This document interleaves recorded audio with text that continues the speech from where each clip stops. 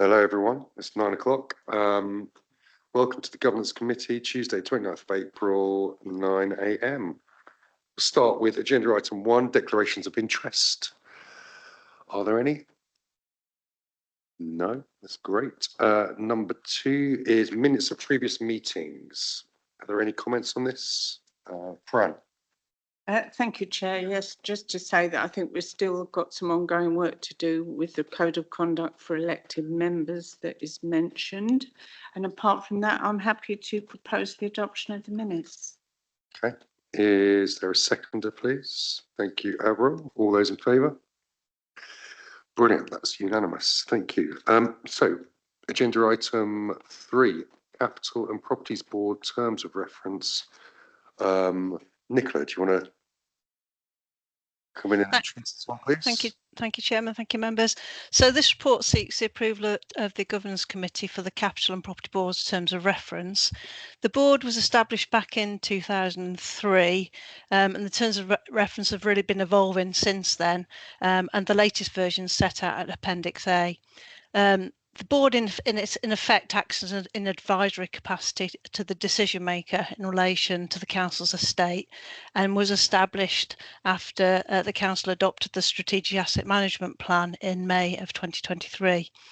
More recently, it's clear the council's capital investment programme has really clear links to our asset management strategy, and the purpose of the proposed terms of reference includes overseeing that budgetary responsibility alongside the management responsibilities for the estate.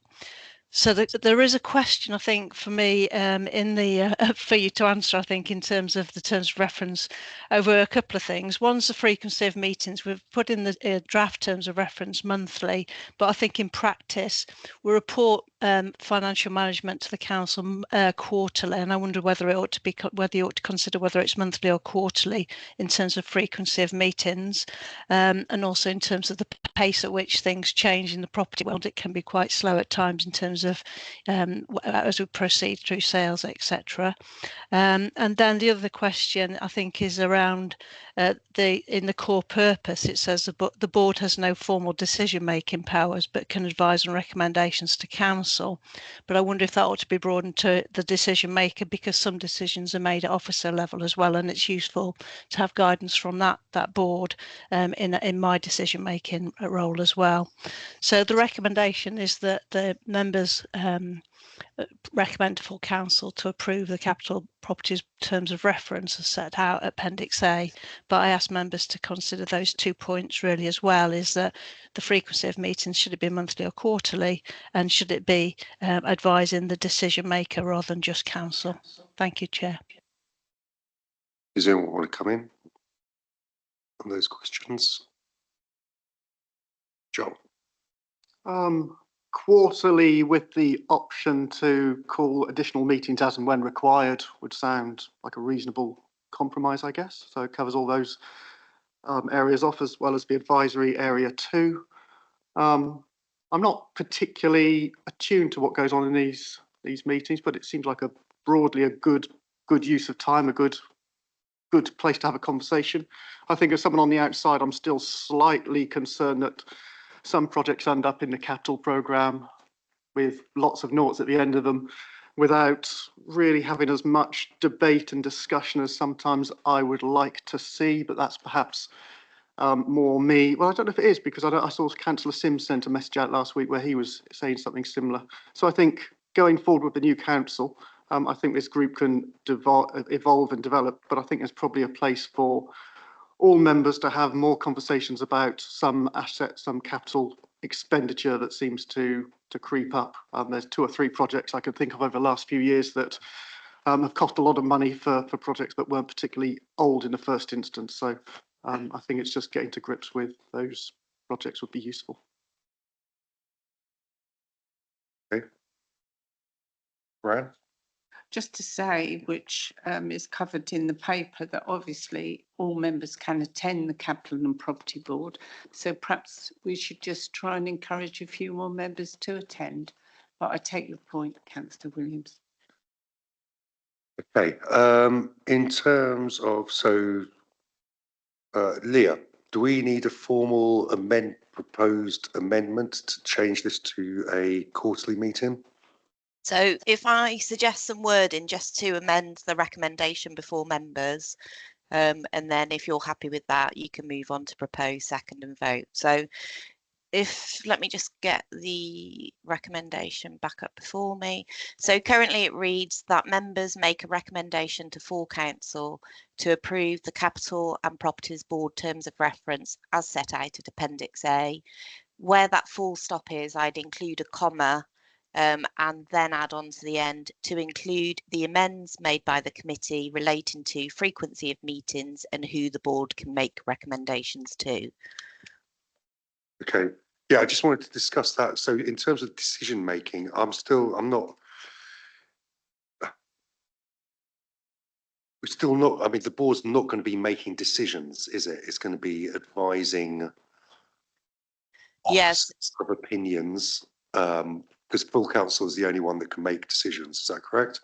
That's correct. The amend that Nicola's referring to is at the moment in the terms of reference. It talks about the board only making recommendations up to full council, but it could, for example, be making recommendations to an alternative decision maker, be that the chief executive or Nicola in a capacity as a strategic director. So the proposal is to, where it reads making recommendations to full council in the terms of reference, it be changed to make recommendations to a decision maker. Are we happy about that? Harry? Yeah, I'm happy to propose that recommendation with that amendment. Or do we have to propose the amendment first, Leah? No, I think I've suggested some alternative wording to the recommendation before members. If members are happy with that, if somebody can propose it, second it, and then move to the vote on that amended word, and that would be fine. I'll propose that amended wording. Okay. Avril's going to second, Councillor Mumford second that. So can we have a vote, please? All those in favour? That's unanimous. Thank you very much. Thank you, Chairman. I need to leave now. Thank you. Okay, agenda item 4. Council of the Isles of Scilly Health and Wellbeing Board and Cornwall and the Isles of Scilly Integrated Care Partnership. Leah, over to you. Thanks, Chair. Thanks, members. So I'll take the report as read, but I'll highlight some salient points.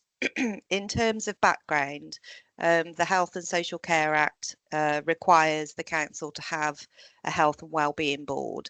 This council's had a joint health and wellbeing board with Cornwall Council since January 22. When the Health and Care Act came in 2022, that then required the council to also have an integrated care board, which is a statutory joint committee with the Cornwall and Isles of Scilly ICB, Cornwall Council and the Council of the Isles of Scilly. Each of those statutory committees is responsible for certain health and care strategies across Cornwall and the Isles of Scilly, and all of those strategies interlink to improve outcomes for its population in terms of health and social care. The membership across those two committees are broadly similar also. So there was a set of workshops which was undertaken in the summer of last year between health and the two local authorities. And coming out of those workshops was the proposal that the joint health and wellbeing board between Cornwall Council and the Council of the Isles of Scilly be discontinued for both councils to once again have their own health and wellbeing boards. One of the reasons for that was it was felt from the Council of the Isles of Scilly side that some of the islands' health issues and integrated care issues sometimes got lost in the Joint Health and Wellbeing Board within the business of Cornwall Council's Health and Wellbeing Board. And then the second proposal is that Cornwall Council's Health and Wellbeing Board meet at the same time as the Cornwall and Isles of Scilly Integrated Care Partnership as a committee in common under one terms of reference. And the Council of the Isles of Scilly will continue to be a statutory partner in that meeting also. So what members have got before them today are two sets of terms of reference. One is the terms of reference for the aligned committee in common between Cornwall Council Health and Wellbeing Board and the Cornwall and Isles of Scilly Integrated Care Partnership, of which this council is a member.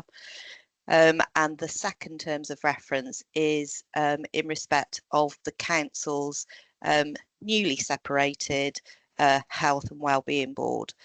In terms of the proposals and where they've been to date in terms of members agreeing, etc. This went to the Health and Wellbeing Board in October of last year, where the proposals were approved. It's gone recently to Cornwall Council's Constitution and Governance Committee and its full council just this month, where the proposals have been approved, and it's also currently going through the Integrated Care Board's approval. And that is looking for an implementation date from the 20th of May, which is the date of our annual general meeting. So from that date, the Joint Health and Wellbeing Board would be no more, and you would once again have your own Health and Wellbeing Board, and you would also be a member at the newly aligned Cornwall Council Health and Wellbeing Board and Cornwall and Isles of Scilly Integrated Care Partnership. Just wanted to highlight a couple of issues for you in the terms of reference, and that is the terms of reference for Council of the Isles of Scilly Health and Wellbeing Board. And that's just in respect of quorum. So at the moment, it's suggested that the quorum is at least one elected member from the Council of the Isles of Scilly, a representative of the Integrated Care Board, and also one of either the Director of Children's Services or the Director of Adult Services or the Director of Public Health. Now, that is good from a best practice point of view, in that you've got key members physically present at your Health and Wellbeing Board meeting, but we all know too well the issues of travel. And I just highlight the fact that it may be a slight risk in having that as your quorum. For example, if you don't get an ICB member who's able to travel over because of weather, etc., you wouldn't be quorate. So I just highlight that issue in terms of the terms of reference for members' consideration, and obviously happy to take questions on any other point. Who wants to go first? Joel. Please. Yeah, I've got a few random points I'll go through. The Chorusy issue that you've raised, Leah, was one I was going to pick up on. I was going to ask if they had to physically be in the room. From what you're saying, they do, which, as you rightly say, raises risks and concerns. We can explore that in a bit more detail later. The terms of reference for the committee in common, as I read it, Scilly only has one representative on that, one councillor, no staff are mentioned. Cornwall get their directors of children, adults, chief exec, service directors. We get one councillor. For me, I would certainly want two councillors. I could see lead member for children, lead member for adults, as a minimum being our representatives on that.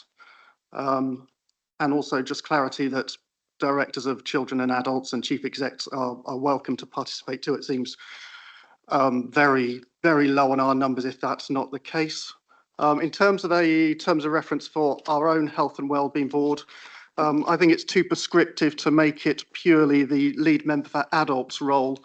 For me, it sends out all the wrong messages that health and wellbeing only starts at an older age, and things like public health don't exist for children. I sort of just did a quick scroll last night, and health visiting, school nursing, pregnancy, immunisation, healthy weight programmes, nutrition, health inequalities, pregnancy, postnatal depression, alcohol, substance misuse are all very core issues around public health and wellbeing for children. So I would like to see the chair arrangements broader. I would have no issue with the lead member for adults being the potential chair, but I think to say the lead member for adults has to be the chair is wrong, and I can't support that. So I'd propose an amendment to that. I'd also just reflect that the chair of the previous Health and Wellbeing Board, the joint one, was the leader of Cornwall Council, so it just gave a bit more credibility and prominence to that. I'd like to just an observation on that, really. I think the relationship between our Health and Wellbeing Board and the Integrated Care Board is vitally important. I've had lots of conversations with people over the last year or three, and I really think the power has shifted from Health and Wellbeing Board to Integrated Care Board in terms of where the money and some of the decision making sits. So I think making sure we're joined into that would be critical. So yeah, that Chorusy question, I don't have an answer to it, but I think we certainly risk having lots of effort and time going into a meeting that then has to be pulled at the last minute. And I hope members would just recognise that the health and well-being of children is equally important as adults, but I don't think that's signified in the terms of reference.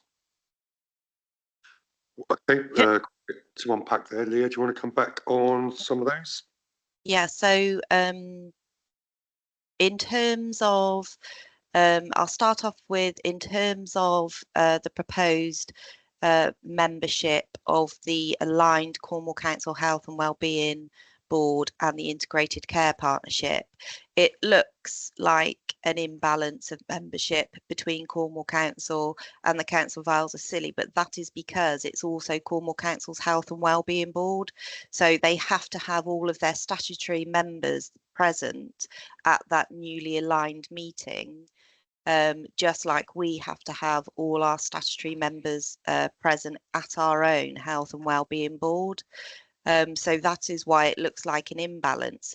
In fact, it's not an imbalance because we are only there as a member of the Integrated Care Partnership element of it. It's just because it's sitting as one meeting as a committee in common, with Cornwall Council's Health and Wellbeing Board being present at the meeting. So it might look like an imbalance of membership, but from a statutory and legal perspective, the Council of the Isles of Scilly has its required membership there present. Of course, it was a proposal in the workshops and approved by the Health and Wellbeing Board that we did not want our own Health and Wellbeing Board to sit as part of that newly aligned meeting. Otherwise, our membership would be broadly similar to that of Cornwall Council's at that newly aligned meeting.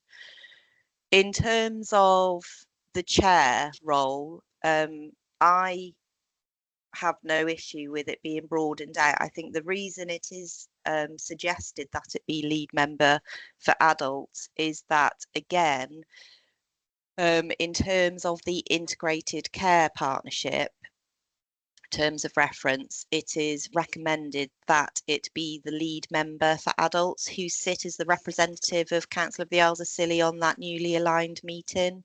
And so it just provided that link. So if we want to broaden out in our terms of reference for the Health and Wellbeing Board that the chair could be drawn from the lead member for adults or children's, as long as whoever is chair for the Health and Wellbeing Board is then the member on the newly aligned Integrated Care Partnership, I would have no issue with that. Does that make sense on that point? Sure.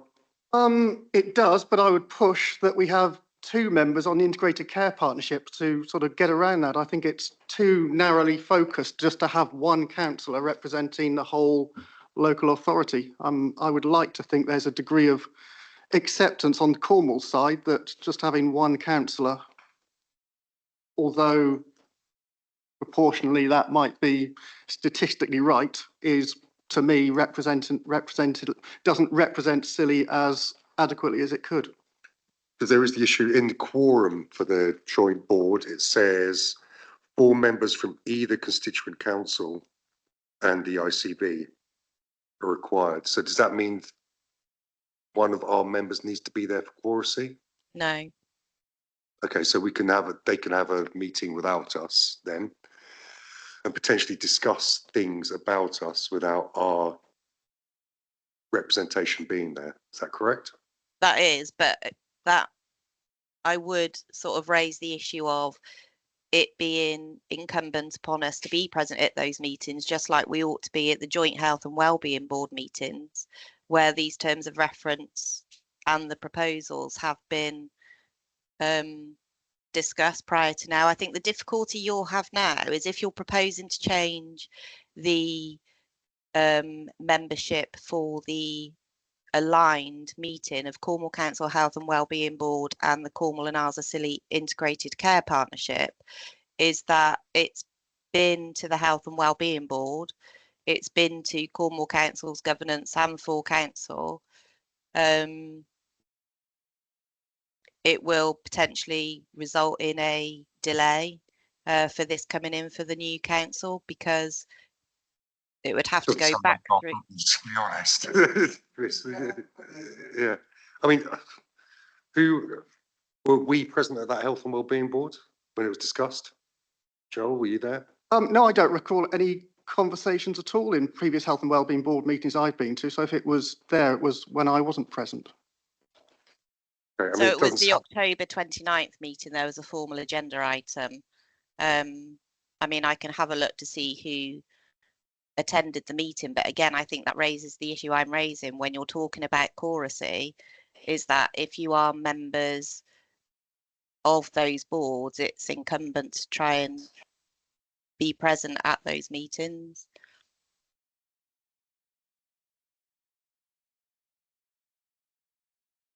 Yes, you are correct. Yeah. Members, how do you want to proceed? John, do you want to? I'll Okay, Joel. I can't accept that we can't do anything at all. I think we owe it to everyone who is involved in any form of health and wellbeing on Scilly, which is everybody, because health and wellbeing is everybody's business, that we make as much effort as we can to make sure that we're represented at meetings which impact upon our community. So if it causes a delay, then I think it's a delay worth having. I think we've got to at least try to make sure that Scilly is as represented as well represented as possible on these boards. And as I said, I don't think there's anyone in disagreement that just having one councillor puts us in a risky position. And again, as I regularly do, I'm talking to Ofsted at a sort of monthly level about various different things to do with children. And if they challenge me on why children aren't represented as well as they can be at Health and Wellbeing Board and Integrated Care Board, I think we've got a pretty weak position to stand on to say they're not represented because there might be a delay. I don't think is acceptable wouldn't be acceptable to me, and I don't think would be acceptable to them. So I think we need to push for what we need, and if that creates a minor delay, then so be it. John, Councillor Peacock. I was only going to not comment on what Joel's saying, but just a query really. I deputise or have in this administration for certain people at EPB, Economic Prosperity Board, and I wonder if some arrangement could be in place, whether it needs if the lead member is not available, whether a deputy can go in the lead member's role, and if that is written into the constitution. Leah, I think there are deputies available for. So in terms of substitutions, you could send a substitute if you're unable to attend. You've obviously also got the deputy, the director for public health, which is a joint role, who is also a member. But as I say, we are only a member by virtue of it being the Integrated Care Partnership, where we are required to have one statutory member in accordance with the Health and Care Act 22. Cornwall Council look like they've got a lot more membership, but that is because it's their Health and Wellbeing Board meeting at the same time as the Integrated Care Partnership.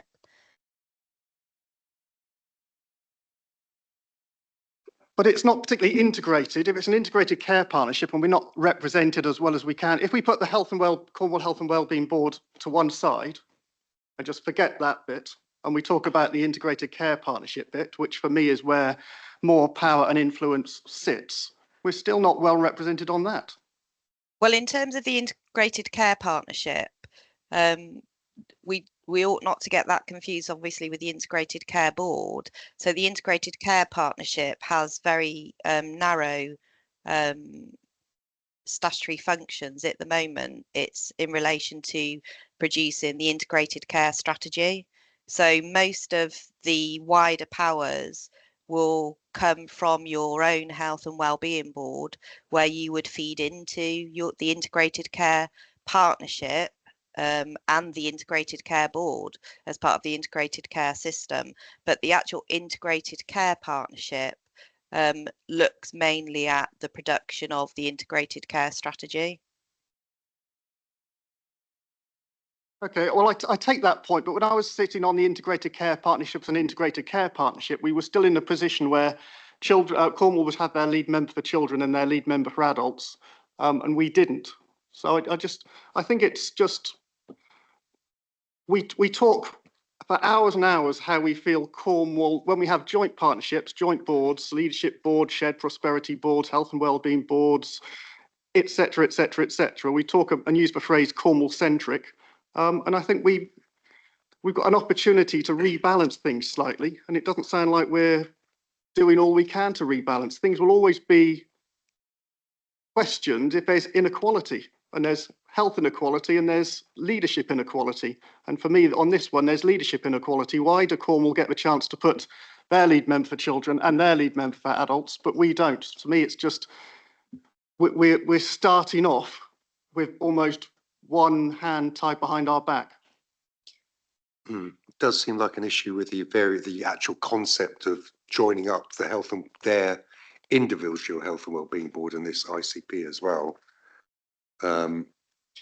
I mean, obviously, we could have considered aligning our own health and wellbeing board with the ICP, but the considerations which came out of the discussions in the workshop and then discussed again at the Health and Wellbeing Board, a joint board, in October last year, was that the Council of the Isles of Scilly were minded to want to have their own Health and Wellbeing Board again and not align it, but instead to feed into the newly aligned Cornwall Council Health and Wellbeing Board and Integrated Care Partnership.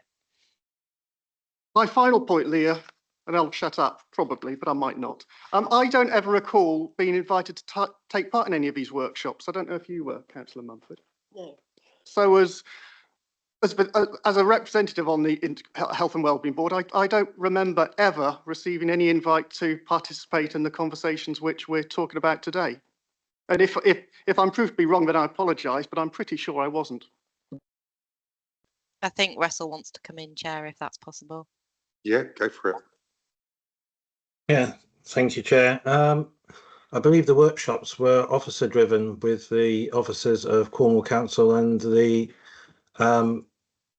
ICB, and there was, I think, 2 workshops or something over last summer about it. I did attend, I think I attended both workshops, as Leah was there, I think, from Cornwall's perspective in those days. And the position we pushed was that we wanted somewhere where we could have the Council of the Isles of Scilly or Isles of Scilly's health issues discussed, whether that was a subcommittee or some sort of alternative committee of any kind. The discussions were held, and I think the discussions were that the best approach, if you wanted your own board or committee, was to actually revert back to having your own health and wellbeing committee. So that's where this came from. As I said, it was we wanted somehow to get our voice heard, because for some reason we don't manage to get anything on the agendas of the Joint Health and Wellbeing Board.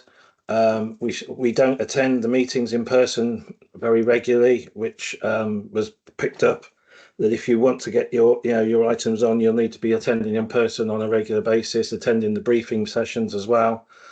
So that's why we thought that we'd be better off having our own subcommittee. But again, this was a discussion with two other partners, Cornwall Council and the ICB, and the idea of a subcommittee was not agreed with the others, and we ended up with the proposal that we have our own health and wellbeing board again, and then with the chair of that representing the Scilly on the ICP, which at that point the ICP was a relatively small and still is a relatively small part of the setup, but it's now looks quite different because of the joining up, as Leah says, with Cornwall's Health and Wellbeing Board.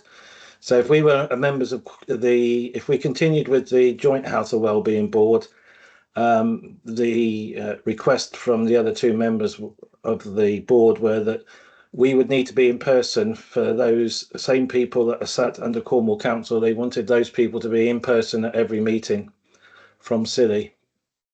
So I think that would have been a challenge to get 2 directors, 2 members, 3 members potentially, because we could have argued that our chairman should go as well as to match the leader, and in person at those meetings to allow that there would be a balanced voting in those meetings.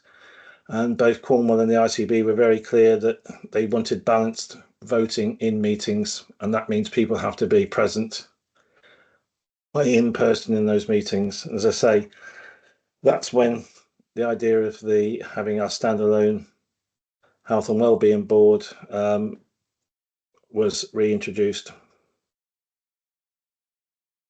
Thank you. I think members are, I get the feeling members are broadly supportive of having our own health and wellbeing board.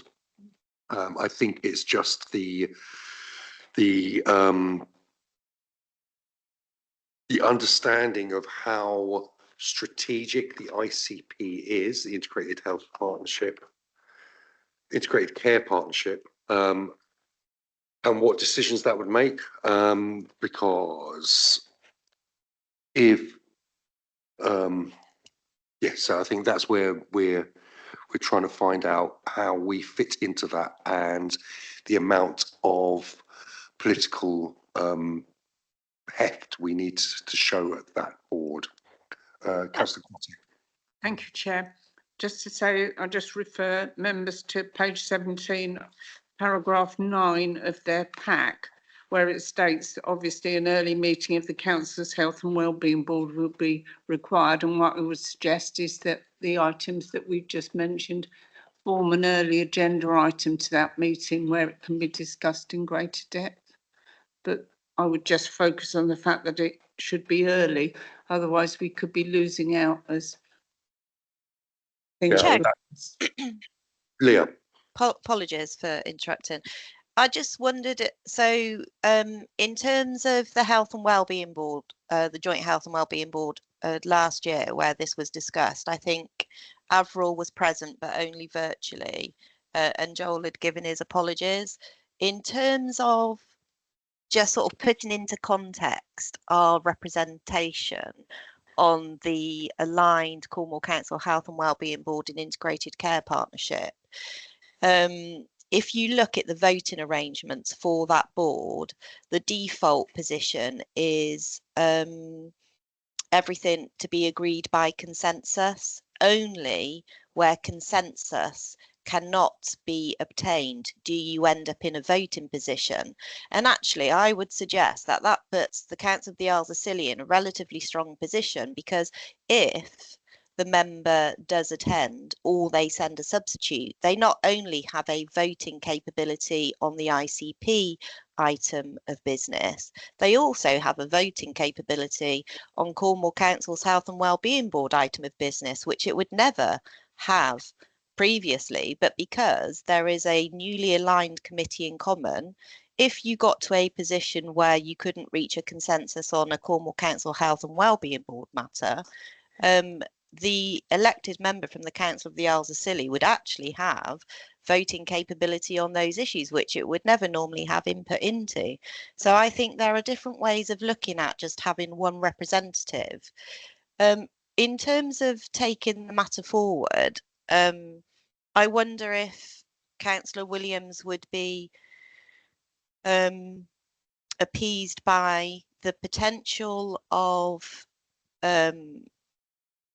taking the terms of reference forward as drafted, but with a commitment to, in the first quarter of the new administration, to make representations about increasing the membership for the Council of the Isles of Scilly to include a second elected member with the other constituent parties, which is obviously the Council, the Cornwall and Isles of Scilly ICB would have to agree, and also Cornwall Council.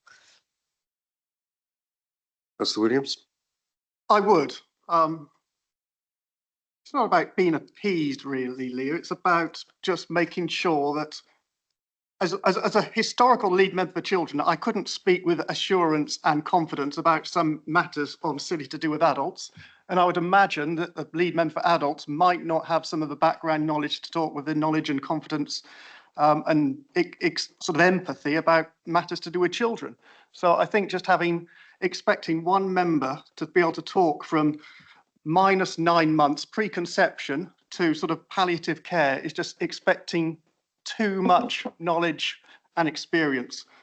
My position is, by having two members who represent the life stages of all residents on Scilly, we're better positioned to represent their views at these forums where decisions are being taken about them. Okay, brilliant. Councillor Mumford? Yes, I agree with Councillor Williams that I think it would be better if they had two representatives on the ICB board. Could I ask, please, does anybody sit on the ICP? The P1, not the B, from Scilly? Or is it Currently, I do. no councillor? I don't know whether there's any councillors that are on it at all. No, but I sit on the board. I'd say they meet every month, so I don't always attend, but I have the papers and attend very occasionally. sorry, Councillor Mumford, I didn't hear if you said ICB or ICP. B for B. Bertie. B, okay. Okay, just want to, because we spent quite a lot of time on that one aspect.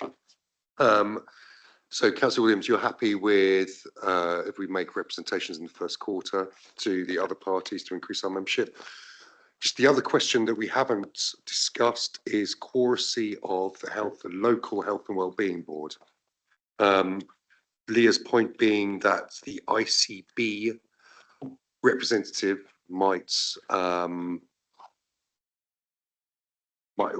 probably won't be based here, so getting over for meetings might be quite difficult. Is that a correct summary, Leah? Yeah, I think we would like, obviously, the ICB to come to every meeting, because that is one of the drivers of having our own health and wellbeing board again, is that those key partners do actually visit the islands and get more of a sense of the issues that the islands have before them. But recognising the very practical difficulties that sometimes arise due to travel, it might be a bit of a thorn in your own side by setting the quoracy to include the ICB member, in that if you, for example, have a meeting where you have an item of business that must be transacted, like Better Care Fund, for a particular deadline, for example, and you cannot get quoracy, it will put you into potential problems. Is there anything that's in statute that says who we have to have as quorum there? We have to have people invited by statute, but That's correct, Chair. So you just have to have your membership needs to reflect your statutory membership, but there's no restrictions as to quoracy. So what we ended up with the joint health and wellbeing board between Cornwall and the Isles of Scilly, because we had so many issues to do with quoracy in its first meetings, the quoracy ended up being changed to just read any 3 members. I'll bring Councillor Grottick in here. please. Thank you, Chair. Just to remind members that the reason we went to a joint board was the difficulty of actually getting people over here, and it became quite embarrassing. And also, to be perfectly honest, I had a certain amount of sympathy because it was Cornwall colleagues were spending a whole day, and senior members of teams were actually losing a whole day in order to try and get here, and the whole thing, I'm afraid, just became not very practical. So that was why we arranged the things the way they were. Councillor Mumford. I would just like to make the choracy either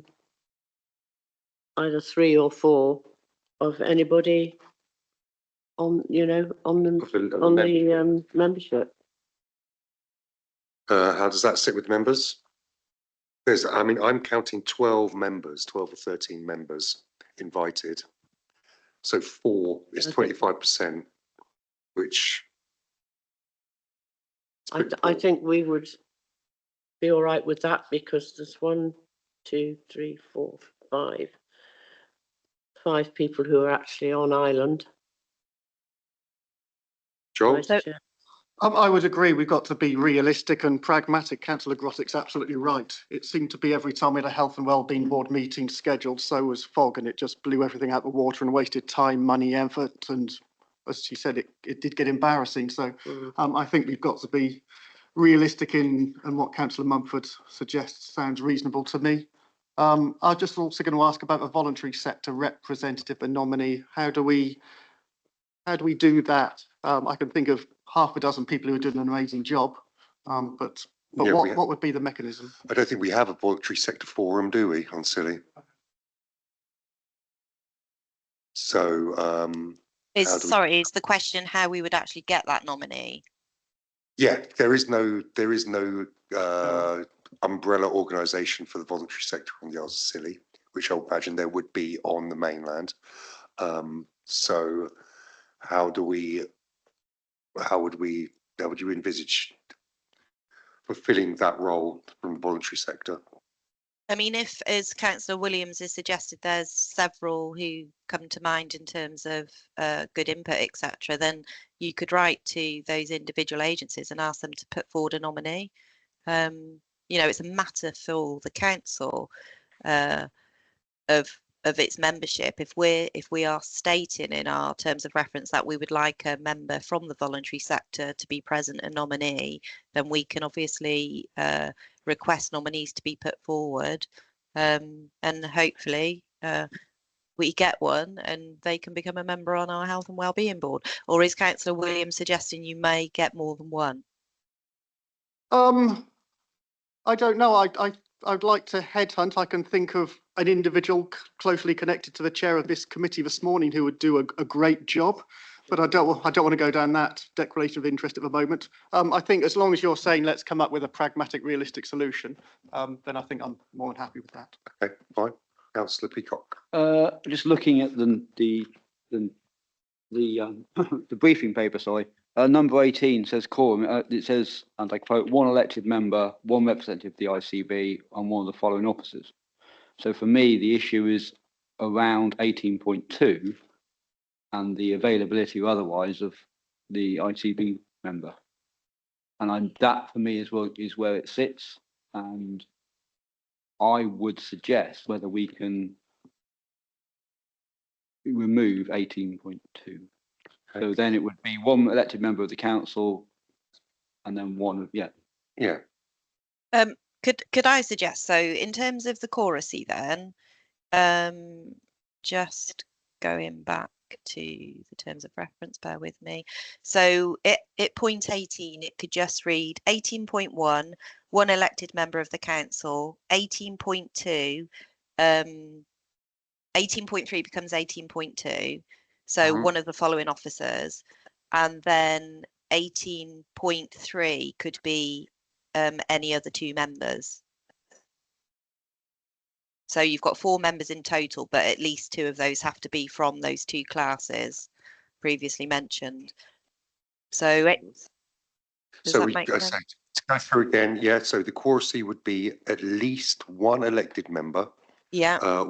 1 of the one of the following officers, Director of Children's, Director of Adults, or Director of Public Health, and then the Any other other two members? two members, not elected members, but No, members. yeah, of the board, which could be again another one of those officers, because it's Or any another. other two members. Yeah. How does that feel for everyone? I would agree with that. Can I propose that Yeah, we've got, as a recommendation? okay, so we've got that change to the quorum proposed by Councillor Mumford, seconded by Councillor Grottick. Can we have a vote on that, please? All those in favour? That's passed. Councillor Mumford, you're going to come in? Yeah, just could I go back to the voluntary sector forum nominee? Is it possible for us to put some names down so we can, or do we do that Let's do that after full council? after full council. When At the full board, the council. board will do that, not us. Thank you. Councillor Williams. Yeah, I was just going to come back to the previous point, which I think you're in agreement with, Leah, that we're going to change the chairmanship arrangement so it doesn't, so it can be lead member for adults, but doesn't strictly restrict it to lead member for adults. The final ratification, is that right? Yes. Could I just be clear on that point? Because how I'd understood your representation, so 13.1 in the terms of reference currently says the chair of the board will be the lead member for adults. I thought you'd suggested you wanted that to be the chair of the board will be taken from either the lead member for adults or children. Correct. Yeah. So that's the amendment. So if we are amending that in the terms of reference for the aligned meeting, if I can just open those. The aligned meeting, paragraph 31 just says one councillor who is also the chair of the Health and Wellbeing Board. Oh yeah, okay, that's fine. So it would align. Yeah, that's what I wanted to check. Thank you, Chair. Okay, so let's take, sorry, Councillor Mumford. Thank you, Chairman. Could I just make one point here? If the lead member for adults became the chair of the Health and Wellbeing Board, I think the SRA should change, because they would really be entitled to a chairman's SRA. And I think the least they could be is on a par with children's services. Yes. I wanted to just wrap this meeting up because this point up, that we can bring that into agenda item 5, the Yes, 6 definitely. review of standing orders, if that's all right, Leah? Yeah. Yeah. Okay, so we have 2 amendments that we haven't voted on. One of which is the change of the chair, specifying it could be adults or children's, and the other one is about making representations to Cornwall Council, the ICP, about changing our membership. I'm going to take both those amendments together. Can I have a proposer for those, please? Councillor Mumford, can I have a seconder for those, please? Councillor Williams. All those in favour? That's unanimous, thank you. And then we are going to take the recommendations for this paper that we've considered the reports for the terms of reference of both the CIOS, Council of the Isles City Health and Wellbeing Board, and the joint one, that's recommendation 1. And recommendation 2, we're going to have delegated authority to the monitoring officer for minor amendments. Can I have a proposer for those recommendations, please? Councillor Williams and Councillor Mumford seconded. Can I, all those in favour? And that's unanimous. Thank you very much. Okay, so I'm just wary of time, and we've got an opportunity to discuss that later on as well. Member training. Andrew, it's over to you. You might want to go to Russell.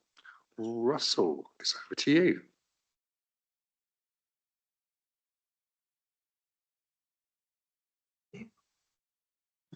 Yeah, thank you, Chair. Yes, this paper is that we're intending to carry out, obviously, a series of member training following the elections and induction training process.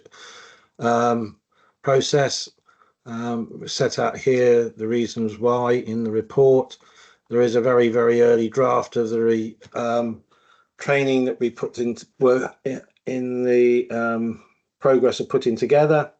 That has developed quite significantly since this report was written, and the dates are being firmed up. And I think members will have seen dates, holding dates starting to go into diaries. It's going in obviously just to the existing members at the moment. But obviously next week, following the elections this week, we'll be able to get out the formal invites to the meetings.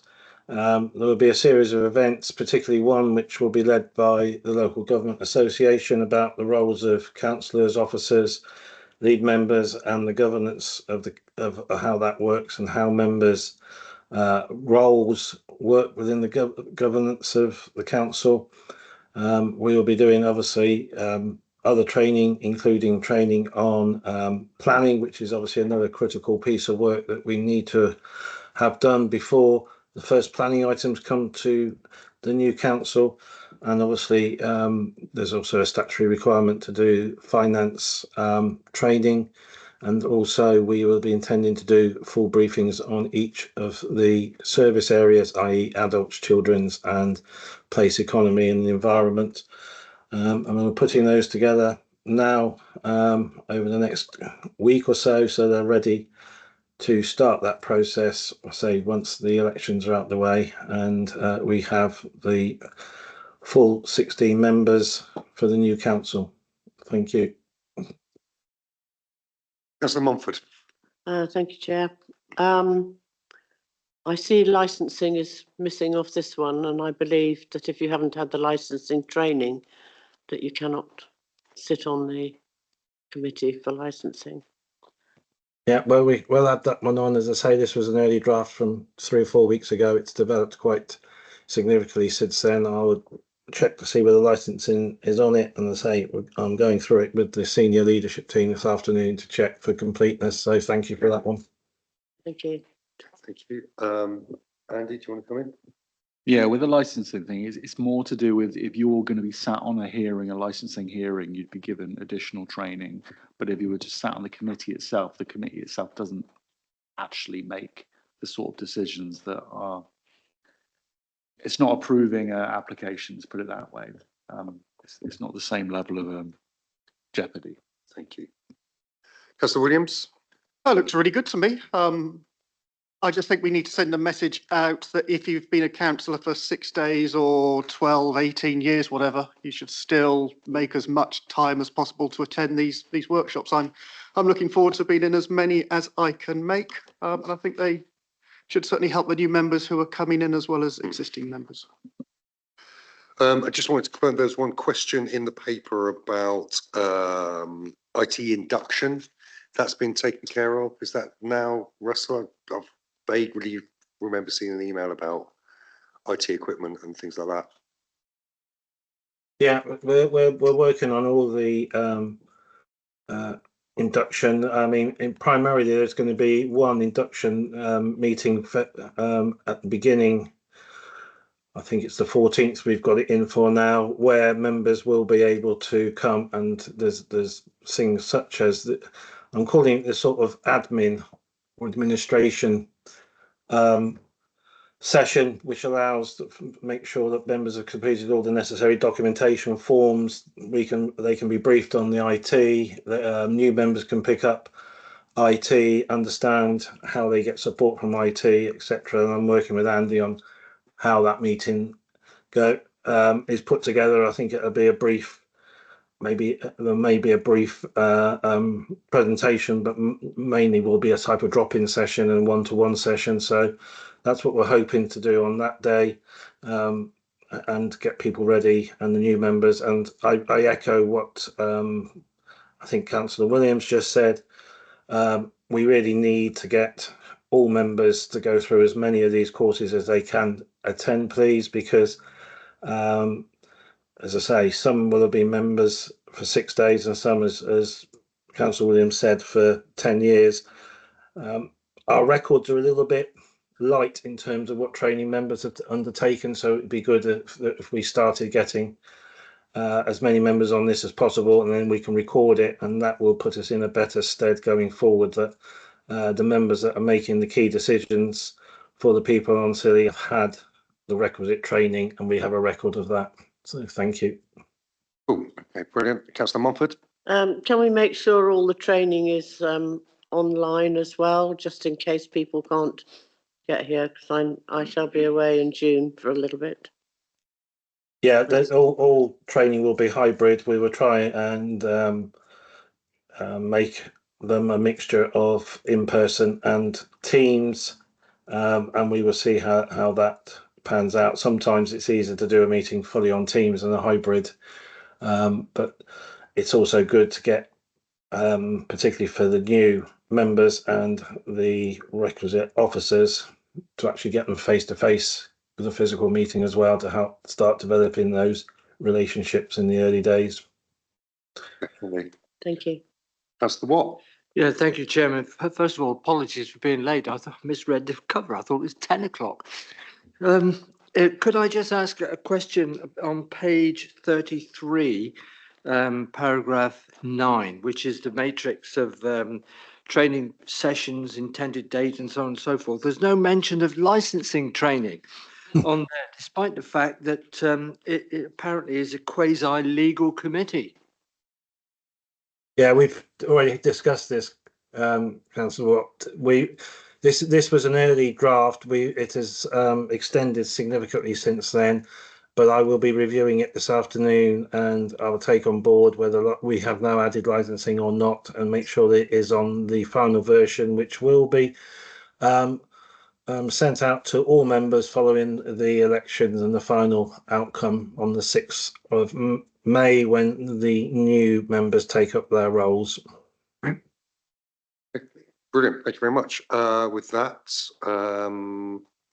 if there's any more discussions, can someone please do the honours and propose the recommendation? I will propose the recommendation. Thank you, Councillor Legg, seconded by Councillor Mumford. Can I have all those in favour, please? Brilliant. Thank you. That's unanimous. Okay. Agenda item 6, review of standing orders and constitutional overview 2025. I think, Leah, this one is for you. Thank you, Chair. Thanks, members. So this is the annual review of the Council standing orders, where members are asked to do two things. To consider the changes made to the Council proposed changes to the Council's standing orders as detailed in the report and shown by way of track changes in the relevant appendices, and to recommend to full Council that they be approved. And secondly, to endorse the approach of combining clearly all key documents which make up the Council standing orders into one document, to recommend that full Council approve this approach. So the documents that have been changed for review at this committee meeting include the main procedural standing orders, the terms of reference for councils and its committees, the member scheme of allowances, and the lead member role profile.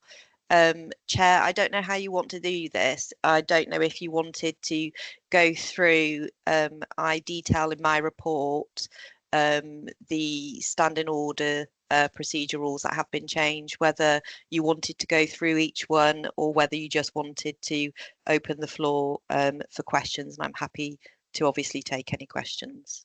I mean, there's quite a lot of detail in there. It's quite a chunky report and appendices rather. I think people have got quite a few questions on it.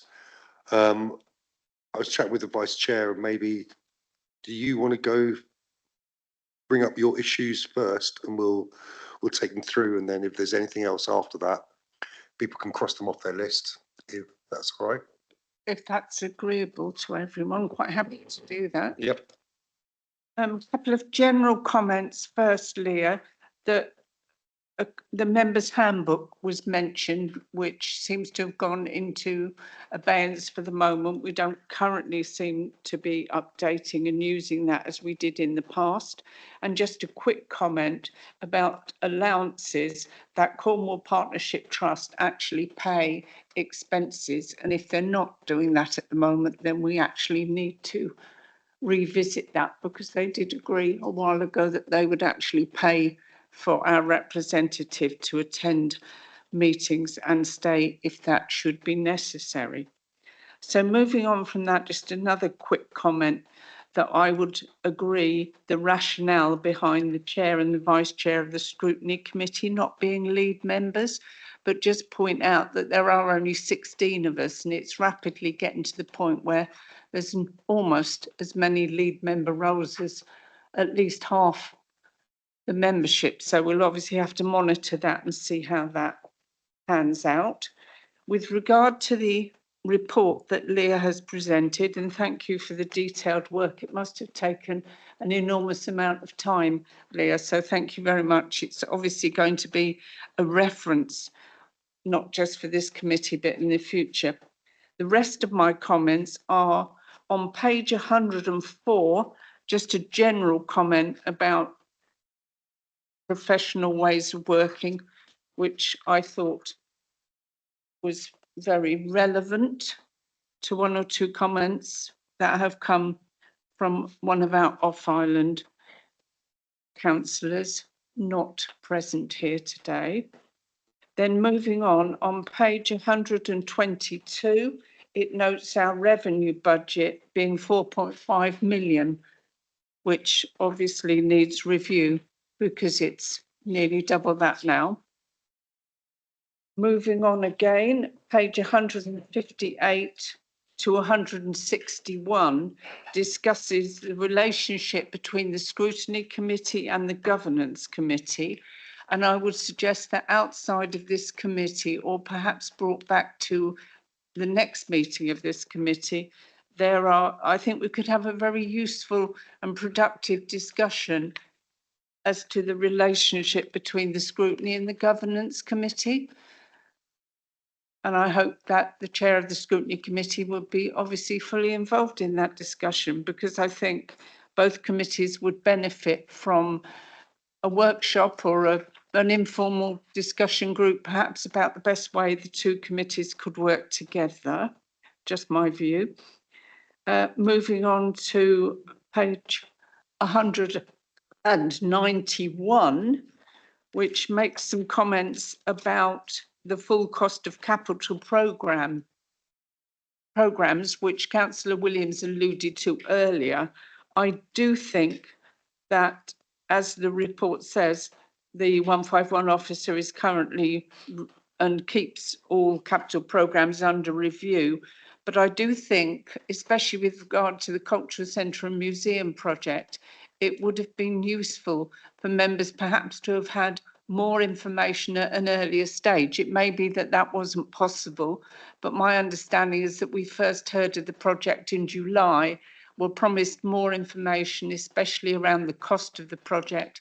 And by the autumn, we were still waiting for quite a lot of detail on the funding. I do understand all of the detail wasn't readily available, but I think a lessons learned about members being fully appraised of the total possible cost of a project would help us liaise with people in the street more and effectively be better prepared to answer some questions. Then moving on to page 214, I think there is an issue there that might be useful when we look at the rules around right to buy and use of right to buy properties after they've been sold. It did suggest that we might be able to strengthen that protocol, which I thought might be quite useful, obviously outside the parameter of this meeting. 219, just a small point about almost language. It looks as though lead members can actually award contracts, and obviously we don't have any delegated powers to do any such thing. It's possibly just the way the wording is put into the report might be given a little bit more thought perhaps. And lastly, on page 220, there is a comment about evidence of grant spend and the use of grant spend. And I think we have all agreed that we would like more performance management with regard to the Health Watch grant, should it be continued. So that would be another area that I think we could usefully do some work on. Okay, So that is my list, Chair. Okay. Thank you. thank you very much. I think, yeah, for me, just generally, just make sure that the documents are cleaned. It's quite hard to read at the moment, so just typos and things like that would be really good. Leah, did you want to come back in?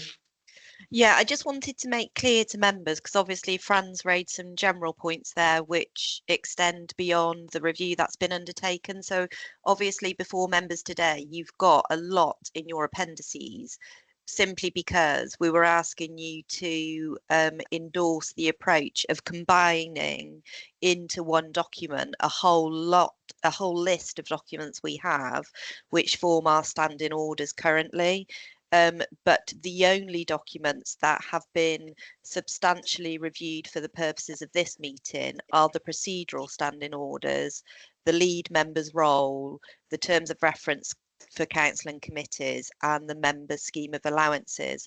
What Okay. I suggest in the report going forwards is the governance committee over the next 12 to 18 months will have a role in programme of work to look at some of those other things that have been highlighted by Councillor Grottick. So, for example, I would like to bring to an early meeting of the Governance Committee in the new administration a review of the scheme of delegation, financial procedure rules, and the acquisition and disposals document, and discuss with members what other things you want to bring before you. And so just to make that point clear. Okay, brilliant, thank you. Councillor Williams, I think you next, or didn't notice? You can go first. That was actually me, Chairman, but I don't mind deferring to him. But however, just a very brief point on page 126. I appreciate the fact that that section is about lead member roles, profiles, but there's no mention of chairman in the document. I think of two in particular, licensing and the IFCA. So I wonder if that could be incorporated in the next version. Leah, do you want to come back to that? Or chairman dealt with in another section of the standing orders, or is this, because this document is called lead member role profiles? Yeah, so I was just about to say that is just to deal with lead member role profiles. So are you suggesting that you want a separate section just on chairpersons generally? Well, it just occurred to me, Chairman, that I mean, I've always attended lead member meetings as chairman of licensing, and so they really should have been merged a bit closer, I think. So some clarity around that would be good, maybe. Okay, thank you. Joel, Mr. Williams. Yeah, just in terms of standing orders, a few things I picked out. There's a section that talks about respect for chairman and not talking over the chairman. I think we should probably broaden that to all officers and all members. If an officer is talking, then we give the officer respect. If another member is talking, we give that other member respect. So I just sort of encourage us to broaden that out rather than specify completely. My understanding is if Councillor Francis hadn't stood for election in May, he would still continue to be chairman until a new chairman is appointed at full council. Doesn't sit particularly comfortably with me that an unelected individual is chair of a unitary local authority. I just think maybe we need to give that some consideration, and as in the circumstance where an individual stops being an elected member, we have a plan B or plan C to cover that off. I don't know what other members think. It might, I think I may have misunderstood it. My understanding was the lead member finance role and the vice chair were sort of historically aligned in concert, but weren't necessarily welded together, and could be separate. They have two separate SRAs. From this, it appears my understanding is wrong. But again, that's probably just me. But it's it sort of seems to be that both go absolutely together. I've obviously got a bee in my bonnet about the lead member adults title. Lead member for adults and public health, again, seems to me to ignore the fact that public health starts starts at conception. So there's a whole half a life of an individual. So to call the lead member adults and public health just seems to not be completely representative of the life of a child, a young person, family, parenting, etc. But I'll get over that one. The lead member children role, talk about One Vision, probably could be redone. One Vision hasn't existed in any meaningful sense for many, many, many years. And I just wonder whether we should, at some point in the life of this council, just consider, Councillor Grottick made the point about how difficult it is with the number of members we have and the number of roles we have to actually fill some of them at some point. And some of them are pretty onerous. I just wonder if we should have a discussion about how roles could be taken on in a shared role. I've no idea how it could be done legally or logistically or operationally, but it could work with pooling expertise, resources, and it might allow some people who can't commit to a full role to come up to some job share arrangement. So I don't expect the answer to that today, but just something that perhaps we could bear in mind in the future. Okay. Leah, there's quite a few questions there. Do you want to come back on any of those?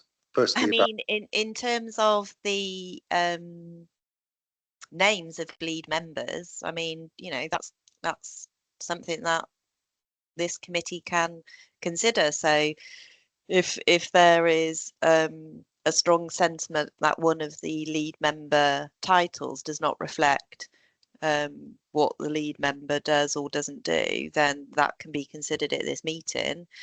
My understanding, and obviously I've only been in situ since October last year, is that the vice chair and lead member for resources was one and the same role. I didn't think they were two separate roles. Again, I can be corrected on that, but that lead member profile has been part of the standing orders for the council for a period of time prior to myself starting, where that is set out clearly. Again, that's something open for member discussion today, if they're wanting to discuss. If there's some minor amends such as the One Vision board, etc., you know, that can be taken out easily and agreed by members today if that's outdated. In terms of the main standing order procedural point that Councillor Williams started with, can he refer me to the specific standing order? Standing order 20 was respect for chairman. That was when I picked up on has been broadened out to whoever's speaking. Was that the one? Yeah, thank you. And then the other standing order was about 25.4 about chairman of the authority who may not actually be an elected member of the authority. Yeah. So in terms of the respect for chairman, obviously this is the main procedural standing orders for the council. It is specifically about the chairman because obviously the chairman runs the meeting, but if members are wanting to broaden that out for an additional standing order to be included, then you know you can do that. In terms of the chair remaining in position, that is across the board, across all local authorities.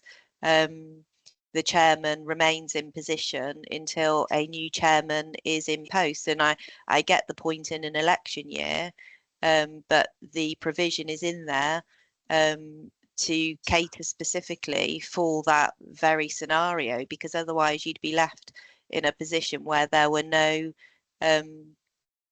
chair or leadership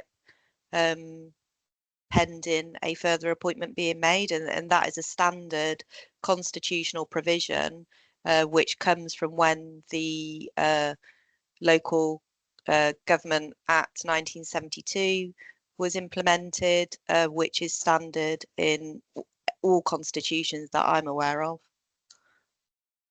Okay, okay. Before I move on to you, Councillor Montfort, I just want to wrap a couple of things up here, if that's all right. So easy, do we want to amend the lead member for adults name and remove public health from that? I think it Do you want to go on it? I would say yes. Mm. I would say the lead member for adults is the title. And then in the role profile, it talks about responsibilities for public health. And in Okay. exactly the same way, lead member for children is lead member for children. And in the explanation, it talks about their responsibilities for public health. Is everyone else supportive of that? Leah, do you want a formal amendments process, or can we just list them and you take them away? Let me just have a quick look at your recommendation. So just making sure it works when it goes up to full council, how it would be best to work. In the appendices. Yeah, if you want to go through with members and list changes you want to make, and then I'll suggest a change to recommendation 1 to incorporate those changes. Okay, so we'll just talk about them now and then we'll Yeah. list them all. Change adults. Okay, children. Lead member finance. I am pretty sure that initially started as in a separate role as well. And it's been combined since Councillor Grottick's been doing the vice chair. And obviously that's been happening for a length of time. So I think that's why you haven't seen that in the documents, Leah. So I don't know what we want to do with it now. Whether we want to remove it as a separate lead member. It's a separate SRA. Can I just check that point? Because obviously we've just had a review of the SRA. So can I bring Russell in, Chair, just to check that point? Russell? It's down here as an SRA. Yeah, I think it's a separate SRA for finance. But as Leah said, I think, you know, when I took over the role, I was thinking it was a separate lead member role, but I was surprised when I looked at the existing standing orders that have been in place for a number of years to see that it was actually combined in the standing orders. So I think that's all that Leah's taken forward is the existing standing orders that have combined it. Obviously, members have the ability to revise those standing orders today to separate the lead member away from the chair if they so wish, and then obviously we would have a vote on the 20th of May who wanted to be the lead member for finance. The only point I would make on that is that as a general rule across most, and I'll say most, local authorities, the chair for resource, the lead member or portfolio holder or whatever title it is in whatever local authority, it does usually sit with the vice chair or the deputy leader or you know, that ilk of standing in the council. To have the lead member, your main member responsible for finance, not as either your chair or vice chair, would be unusual, although it's quite feasible to do it. Okay. Members, how do you feel about this point? Not generally, just about this point. I feel it should be separated out. Okay. If the person who takes on vice chair wants to do it, then that's fine. But it is a separate SRA. Councillor Grottick? I would just say that as vice chair, it's really obviously important to forge good, strong relationships with colleagues, especially in Cornwall. And the invitations that you get that enable you to have that face-to-face contact and establish those relationships as vice chair are usually because of your finance brief. For example, going to the Shared Prosperity Board, going to the Economic Forum. And I think the presumption that that role sits comfortably with the vice chair is a good one, but it wouldn't always have to be, possibly. I would tend to defer to the chief exec's view that it does sit very well with the role. Okay. Councillor Williams? I think we just need clear clarity, don't we? At the moment, we're not sure, and it sounds like officers aren't entirely sure. I think we need to. I'm with Councillor Mumford. I think they should be separate roles and we both understand their separate roles, but we understand where potentially they sit together as well. Okay, councillor Legg. I think given that we recognise them separately financially, we should recognise them and appoint them separately. Okay. So are we agreed then that we'd separate, there needs to be a role profile for legal and finance? I propose that. Yeah. Okay. I'm not going to take a vote on that yet. Because we're just going to collate them all together. Yeah, Yeah. okay, fine. Okay. And you've got the other one down, the adults as well. Yes, I've got that one down. Joel's other point was about shared roles. So I think that's something we can investigate further in the governance committee. Yeah, that's the work plan, maybe about a job share and spreading out stuff later on, maybe part-time stuff. I think that was it for Joel's questions. Mr. Peacock, you want to come in? Yeah, yeah, excuse me. So page 104, which is the code of conduct, I can see a scenario where members get close relationships, maybe with pressure groups. Maybe in the future may well be a different pressure group, where items that have been in the private domain, so part 3 of full council, as soon as that member leaves the council, he can release all that information to a interested third party, and we have, if I'm reading it right, we have no recompense for that. Which, in other words, we could have a meeting today. We could be the council. Let's take it away from the current scenario. The council is facing some sort of legal action. I think I get what you're saying, basically. Yeah.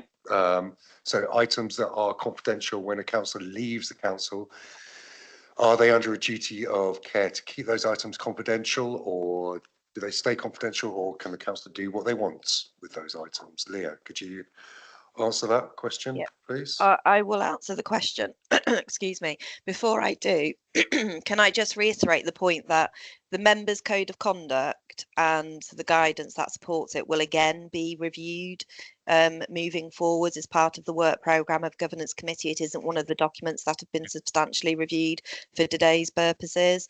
In terms of the specific question, the code of conduct only applies to members when they are a member and B, acting in their professional capacity as a member. So it cannot be extended to continue to apply to a member once they are no longer a member. So in the scenario that Councillor Peacock has just referred to, there would be other potential legal avenues to consider, such as breach of confidentiality in civil law.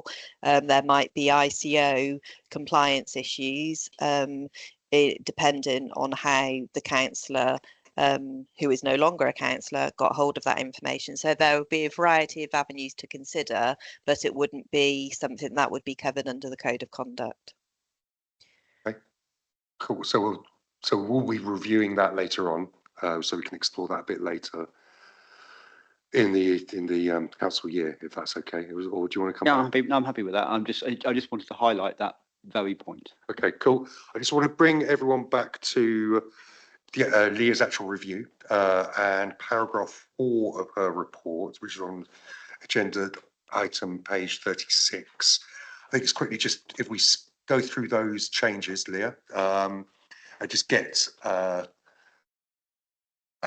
what's the right word I'm looking for? Just members to just note them or agree with them, if that's all right. First one of those is Standing Order 12.1 about increases in time limits for motions from 7 to 9 days. I think that's pretty straightforward.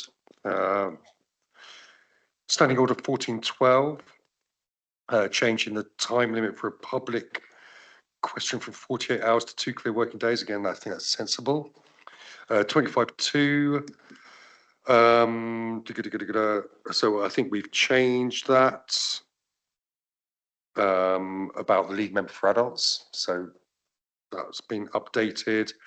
And I think we're all comfortable with the restrictions around scrutiny, chairmanship and the vice chair of scrutiny. Yeah, okay, so that's good. 27.4 is about time limits for quoracy. Is that correct? I think it's about the half an hour limit. I think that's pretty straightforward. 31.2 is about monitoring officer given ability to amend standing orders in specified circumstances. I think that's pretty straightforward. And 35.3 is about declarations of interest. I was a Check. bit clear about this one, Leah. Sorry, if I wanted to come in to just say, obviously for this meeting, I was restricting myself to only reviewing the procedural standing orders and some other key documents. So this is a review of that particular standing order provision, but I would plan to pick that up in more detail when we bring before the committee the review of the code of conduct and the guidance that supports that. So, for example, some of the terminology currently used within our code of conduct and guidance isn't the clearest in that we use pecuniary and non-pecuniary, whereas it would be clearer to use registrable and non-registrable, because both of those can be pecuniary or non-pecuniary. So I've amended that standing order on an interim basis pending a more fuller review of the code of conduct and the guidance that supports it, if that makes sense. But I'm happy to take any questions on that specific amend. Yeah, some clearer language all round would be good. Councillor Mumford. Yeah, I'd just like to check one thing. I am a steamship company shareholder, and I believe I'm right in saying that if your shares are worth less than 25,000, you don't have to declare an interest. Is that right? Or do I've always declared an interest. I think you're referring, Councillor Mumford, to declaring a registrable interest where it has to sit on the face of your register. Yes. That would be so. But in terms of you being at a meeting, if you were at a meeting where an issue relating to the steamship company was being discussed, then you may still declare a non-registrable interest, which relates to that shareholding if you felt it were applicable to the agenda item being discussed. So that's the difference. You have interests which have to sit on the face of the register, and they're very prescriptive and prescribed by regulations. But then you have other interests which you don't have to have on the face of the register, but you still have to declare at a meeting if you feel you've got a non-registrable interest which affects the item of business being transacted at that meeting. So the interest you refer to, although may not sit on the face of your register, it may still be something that you would declare it's a relevant meeting. Yes. And then if that amount goes over the 25,000, then you can't take part in any discussions to do with the steamship company. Well, it would depend on the particular agenda item being discussed. I think if you've got specific queries about your own interests and what you ought not to register or declare, I think that's probably better taken out of the meeting. Yeah, we'll do that outside. But we're hovering, yeah. Outside of this. I just want, yeah. So the other question you posed in the report, Leah, is about members may also take this opportunity to reflect that numbers required for a quorum at meetings is appropriate, including the requirement for an off-island member to be present at a governance committee meeting. So do members want to look at quoracy of meetings? At the moment, I think full council is 8. Is that correct? That's correct. Yeah. It was on page 60. So full council is 8, licensing committee is 6, scrutiny is 4, and governance is 5. Sorry, I've got 3 lights. I didn't know who came first. I was reading. Oh, John? just on your very point about off-island members, it may well be that no off-island members stand for governance. So it basically forces someone from the off-island to be on governance. Which is a good thing, no? It's a good thing. Yeah. I get it's a good thing, but at the minute, Harry is the one person that's left. But we've got a whole new raft. We We potentially will have 2 new off-island members, won't we? 50% new off-island members. Yeah. So if that would be my only concern, that in this it hasn't worked in this administration. Okay. If Harry wasn't available, Harry? or was ill or something. I mean, I remember when that was decided, and I took that burden at the time. I think it is good to make sure the off-islands are represented on the governance committee. But yes, there is a concern that it could limit the activity of the governance committee depending on the availability of potentially just one member. Okay. Councillor Mumford? Yes, I think the choracy for full council should go down, because in the winter, and the off-island councillors can't get down, they can join virtually, but they can't vote. But they can join in the discussion, and I would like to see it reduced to 6. 6. Okay. Councillor Williams? Yeah, it's almost a slight tangent, but following on from Councillor Mumford's point, Leah, during COVID, things were relaxed and representation could take place virtually and people could vote virtually, and there was a consultation, I believe.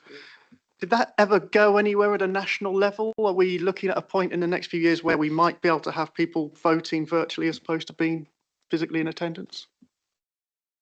Yep, so there was a recent further consultation by the new Labour government, which we submitted a response to as a council, being supportive of remote meetings. That consultation responses is currently being considered by government, but we don't have a timetable put forward as to when we might hear from that.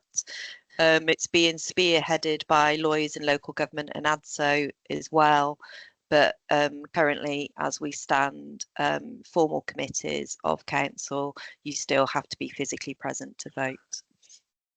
Councillor Williams?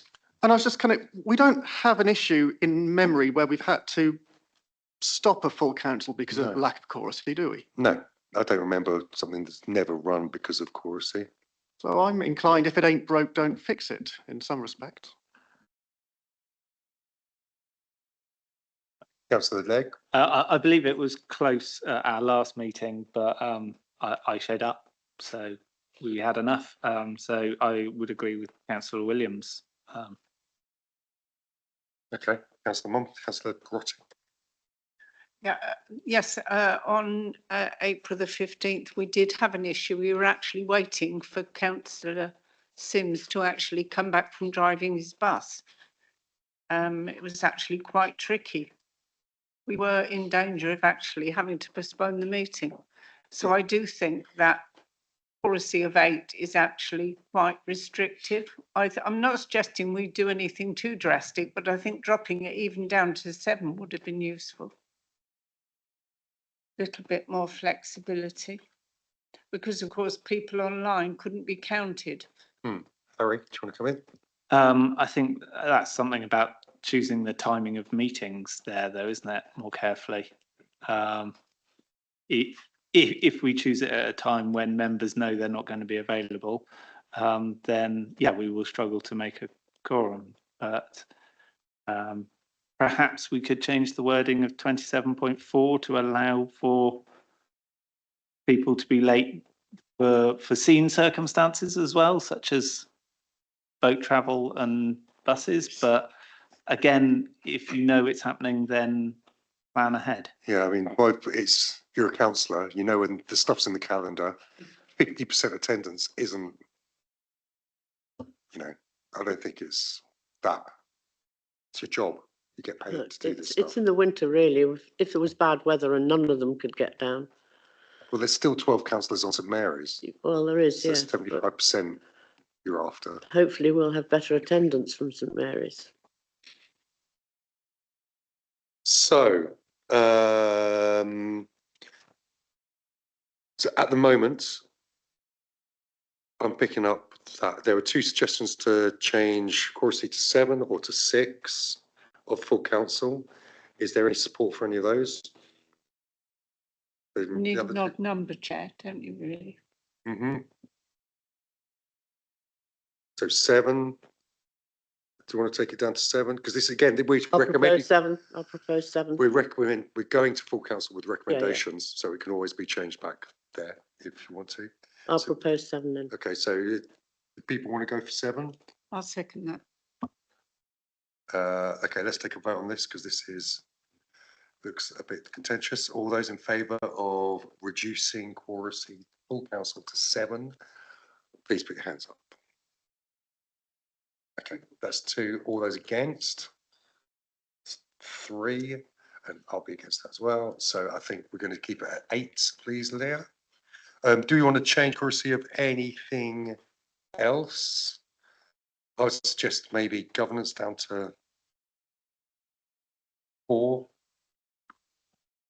Yeah, it seems odd to me that scrutiny is at 4 and governance is at 5, Yeah, if I'm honest. yeah. Yeah, I'll Yeah, go with that. okay. 4 for governance. So change governance to 4. Can I just be clear, Chair, that that's still to include 1 off-islander being present?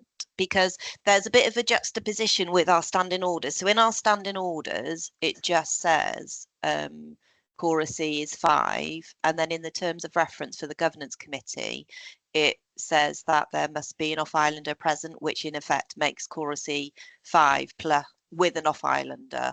So I think if we are saying an off-islander being present is part of Corsi, that needs to be made clear in the standing order.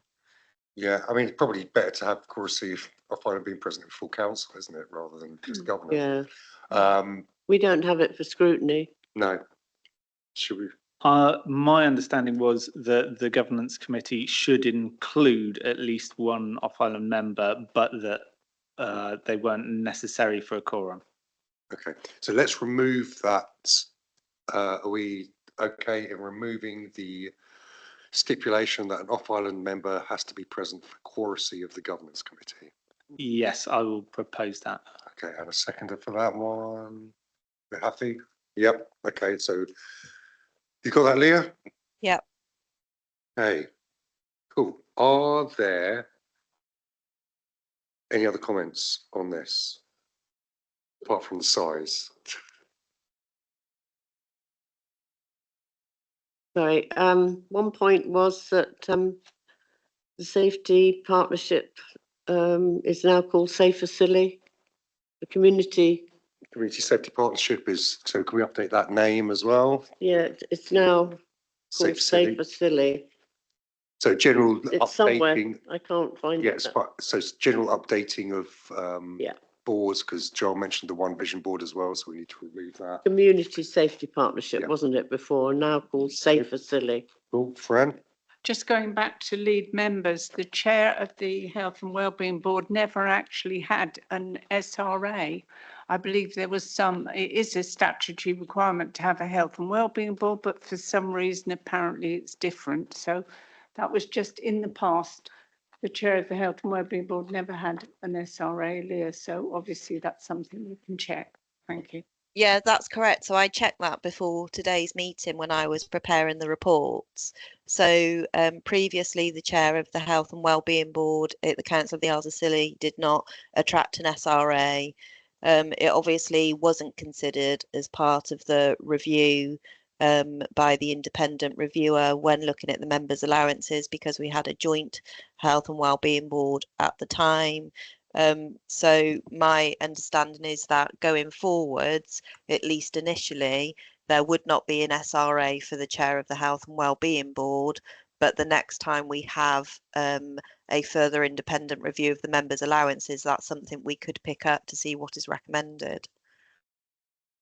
Does that sound good? Or Councillor Williams? That could be years and years and years and years, couldn't it? Well, it's in the members' gift when they next have their review of their members' allowances. I certainly think it doesn't sit totally comfortably with me that the lead member for children and lead member for adults are not equal anyway. So I think early in the new council, when we've elected to the role of Chair of Health and Wellbeing Board, it would be good to have something sooner rather than later, just to flush out any inequality on that. Okay. Harry? I realise it wasn't part of the review this time. Appendix R, the very last one, is the use of inter-island boats. The current, it's not representative of the current situation, so that could be looked at some point. Yeah, I think Russell's already highlighted how we're going to be reviewing the use of inter-island boats. So that's, I guess, that policy document, or sorry, procedural document, will be updated in accordance with that. Is that correct?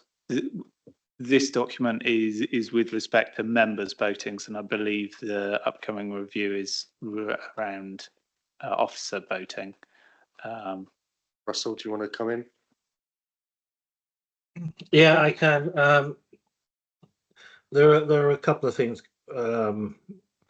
going forward on voting, and we'll pick this up as well as part of one or other of those. But I'm looking at, first of all, ensuring that all voting that we book, whether it be member or officer, or we're paying for any third party, that we try and make that as efficiently and as effectively as possible, and see whether the use of scheduled or existing voting can be used in the first instance, and if that means adjusting meeting times slightly, etc., that's what we should be doing.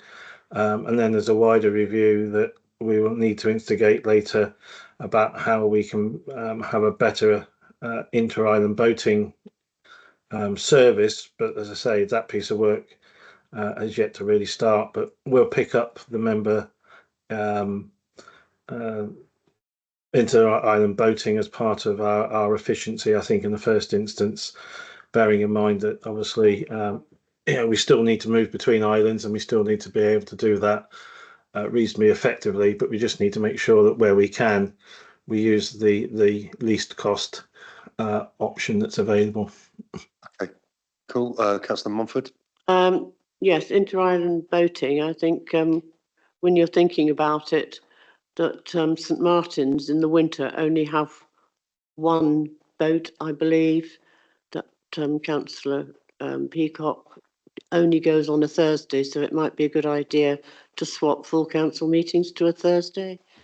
Okay, That's just, can we not discuss, we don't need to discuss the right, just one more thing intricacies of it. Let's just say that is going to be discussed. reviewed later on. I just wanted to make, go on, sorry, just wanted to make sure that everybody knows about the audit, and the standards are now under governance instead of scrutiny. That's right, isn't it, Leah? That's correct. That's in the report. That's another change. Cool. Just, I know you don't want to discuss it, but just picking up on Avril's point, there are no scheduled voting anywhere on the island apart from a Thursday. Okay. Right. Chair, so yes. Just to make clear, so you know the choracy for the governance committee, Yes. that to be reflected in the procedural standing orders, but also in the terms of reference document for governance committee. It's replicated in two different places, so just making clear. Yeah, sure.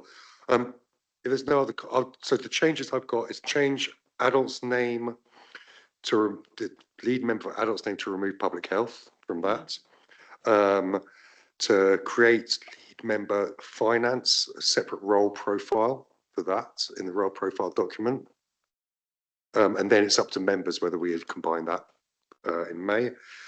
reduce the quoracy for governance to 4 and remove the stipulation of having an off-island member for quoracy, and generally update board names, third-party names in there, and remove defunct names as well, if possible. And I think that's all the changes that we've decided.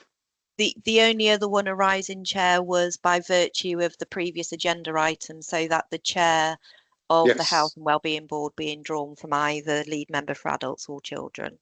Okay, brilliant. So we've got all those amendments. Some have been voted on, some haven't. So what I'd like to do is just roll those all into one and have a proposer for all those amendments, if that's all right. Chair, Yeah, sorry to interrupt, but could I just slightly amend the wording of recommendation 1 to incorporate those changes? you can indeed.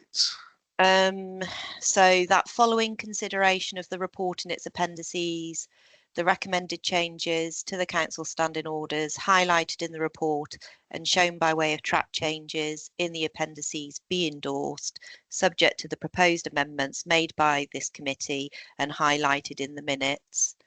And it be recommended to council that the aforementioned changes be approved. So that's the revised wording for recommendation 1. Okay, brilliant. So we have that revised recommendation. And we have recommendation 2 as well, which combining all the documents into one document. Can I have a proposer for both those recommendations, please? Councillor Legg and second to Councillor Mumford. Can we have a vote on that, please? All those in favour? That is unanimous and that's passed. And that's the end of, that brings us to the end of the governance meeting. So thank you very much. Thank you, Leah. Thank you, Russell, for your time, and Andy as well. Thank you very much. Thank you.